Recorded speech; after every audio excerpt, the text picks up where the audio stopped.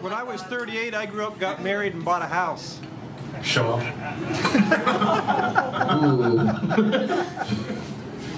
What are you trying to say, John? So,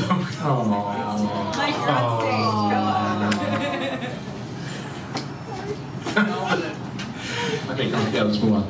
So, coming up next, and she expressly wanted me to mention that she has a feature at Buzzmill.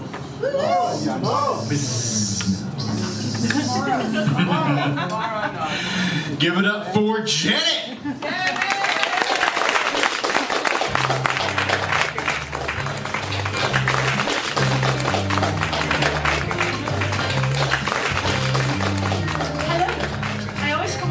Because I feel like I'm closer to you guys if I come over to this side. I don't know why. I do that just because I feel like I'm closer to you. And I think that's nothing to do. Yes, he is right. I am featuring tomorrow at Buzzmill. I'm really super pleased about it. It's on June 11th, and it's going to be a show that is called 11, and it has a bunch of poems and song that all relate to 11 somehow. And that is why I thought I would share with you a couple things that I'm going to be reading in that show that will be different in the show because I'm going to have music and everything. It's going to be groovy cool. So I'd love it if you went by to Buzzmill for Fort Famous is the open mic, and it's at 8, and my feature's at 9, and I'm done talking about it. I'll just bring up the poems. This is the first one that I am a Chicagoan, and after I was almost killed in an auto accident, I came back and they said, hey, you need to do quarterly features. And the first one I had was on June 11th. And so, this is a poem that I did in this show, and I'm going to share it with you. And it's a sestina variation of Looking for a Worthy Adversary. I've been looking for a worthy adversary, someone I can lock horns with. Though my life makes more sense when I'm alone, it's not nearly as interesting. Alone, it's not nearly as interesting, so I look for a worthy adversary, someone I can battle to the death with. Because it can't be about love, you see. Love can't exist on the terms I demand. It's never that pure.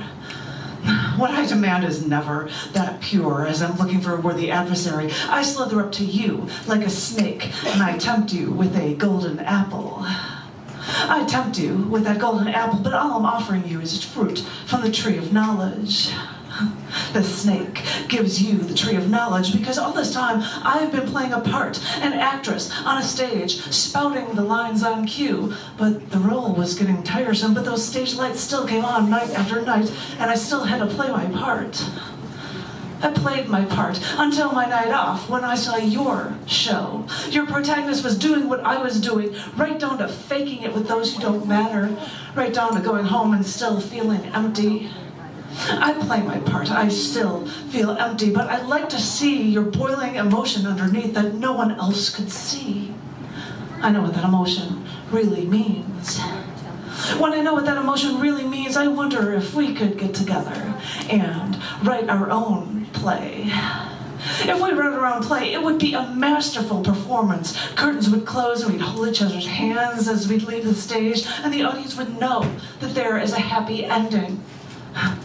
When I know there is a happy ending, I walk out of the set, and there you stand, in front, stage left. I wait for my cue to make my move. None of the rest of the scene matters to me, you know. And the rest of the scene doesn't really matter, and I wonder if the audience would see what we have. Maybe they'd like our little play. Maybe they wouldn't.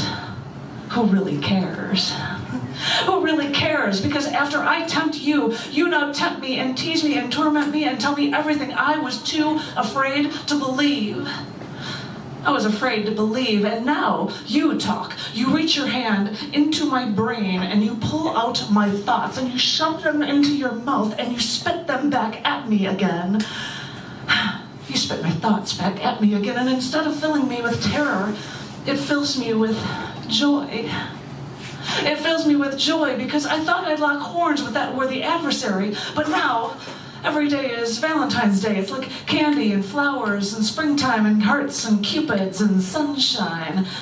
And you know, these cliches are actually beginning to make sense.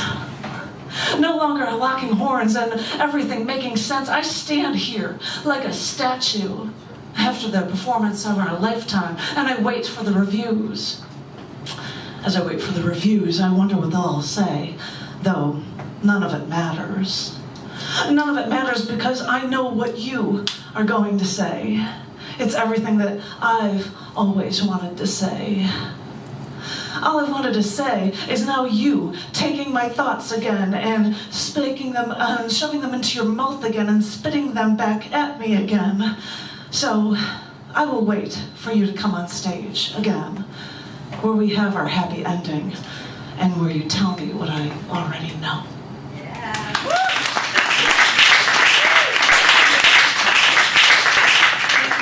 Thank you. This next piece, I think, is going to be the last one in the show. It is derived from a series of poems that I wrote after I had been married for 11 years. And, well, it's been more than that now, but this is the ending poem for it, and it's called Observer's Love Poem. Maybe I'm not a writer. Maybe I'm not an artist.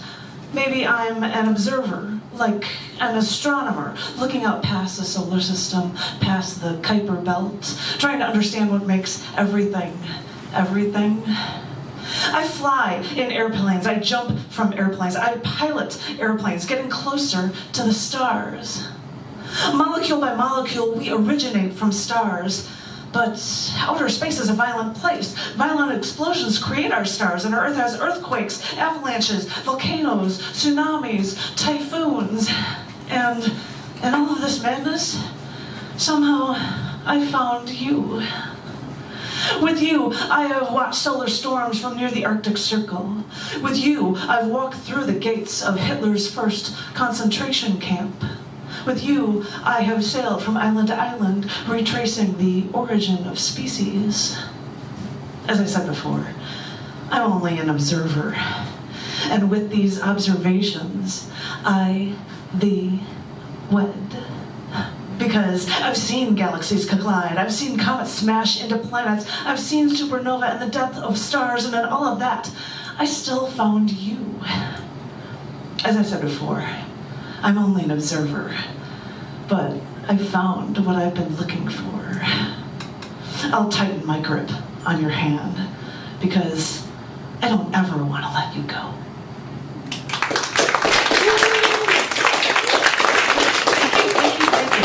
And even though this mentions 11, this is a poem that I'd like to share with you, and I'm going to ask you, last piece, I am going to take a selfie of myself afterward. I'm going to do something like this, and if everybody else wants to act like they're taking a selfie to pull out your phones and do something like that, I think that'd be the coolest thing. This is a short poem, and it's called, yeah, I'm like, just play. I don't know if it'll work or not, but we'll just see. Well, this is called Popular and Useless.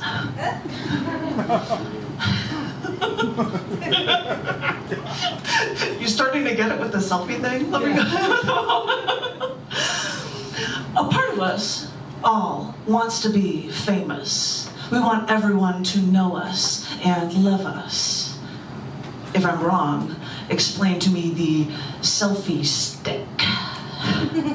But think about it. The most popular things, I mean, more popular than people, are products. Coke, Harley, Kodak, Levi's, Nike, even 7-Eleven. Oh, thank heaven for 7. All of these things are so much more known than you or me. All these things are all so popular, and they all have no substance. So maybe the selfie stick makes sense. If we all want to be popular, if we all want to be famous, maybe we should learn how to take our cues for being perfect by being generic and having no substance at all. So let's go and start the show. Time to turn your camera toward yourself and open your eyes wide, but don't smile too hard because you want to be wrinkle-free to post that perfect picture on Facebook, Twitter, Instagram, Pinterest to show everyone how on the surface you are picture perfect. Don't bother looking for anything under the surface. Inject human botulism into your face so that you can't even show any expressions because nothing's too far for surface beauty. You want to be known? then focus that camera not on your outsides and don't have to worry about anything on the inside at all. I want to take a selfie with us, you guys, so see if this actually works. I can't see with the lighting, and I can't really talk with the lighting, but I'm good. Hey, oh wait, I can't wrinkle. I have to look like I'm all perfect or whatever nonsense. Oh, I do it this way, I'll get more people. All right, and see glasses, you guys are awesome. Thank you very much. It said 7-Eleven, but I had to do that for the heck of it. Thank you.